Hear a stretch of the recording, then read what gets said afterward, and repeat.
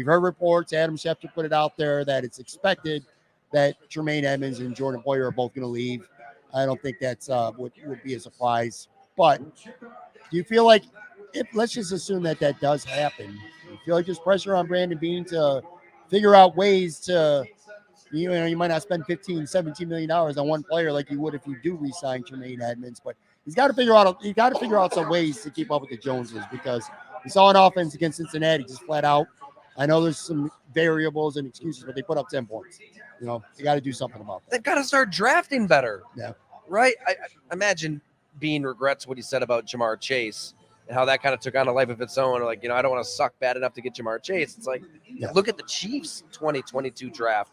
You had contributions from the first round all the way down to Pacheco in the 7th round. I mean, right. DBs picking off passes, making Joe Burrow's life hell. A running back who runs like his life depends on it. Sky Moore made plays. And a receiver, I don't know. They've got it. I mean, everybody knows this, but once you pay the quarterback, it's harder to just hand out blank checks like the Bills were able to do for a while, which means the guys that you draft, even if they're in the 4th, even the 5th round, they have to become starters early in their careers, and they're just not getting that. I think Mahomes and Burrow combined for, I want to say like 120-something dropbacks the last 3 playoffs, and the Bills have, 4 sacks, 5 sacks? Yeah. And that's with premium draft capital. So the Von Miller injury obviously hurt. He was playing incredible. He was worth the contract when he was healthy.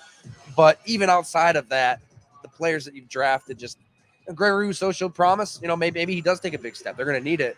But Boogie Basham, AJ Epinesa, Ed Oliver.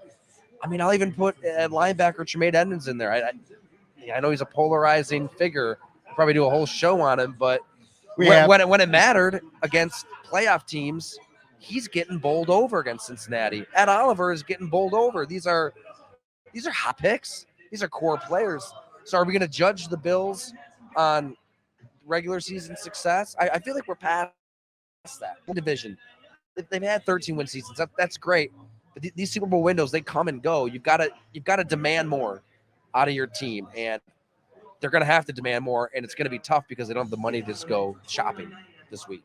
Do you feel like, what do you think the vibe will be with Bills fans right now if they lose Evans, they lose Poyer, and they really don't do much in free agency? Do you feel like fans are going to be frustrated over the and I'm not saying necessarily that it's the wrong approach to not do a lot in free agency, but if they lose 2 key players and they replace them with 9 or dozen depth guys, the Jamison Crowders of the world, what do you think the vibe's going to be right now with fans? Because I feel like there's a little pent-up frustration that maybe hasn't fully come to the surface. But to your point now, regular season success shouldn't be the judging point anymore. I think fans will be frustrated because remember last year, 13 seconds just, reaching into the chest and grabbing your heart out kind of loss. Yeah. It went that pain kind of went away quickly when Von Miller signed. That gave everybody a reason to get pretty jacked up. Yeah. They're not going to be able to add a player that way this year. So what will fans think? I don't know. I think the Bills fans are pretty smart.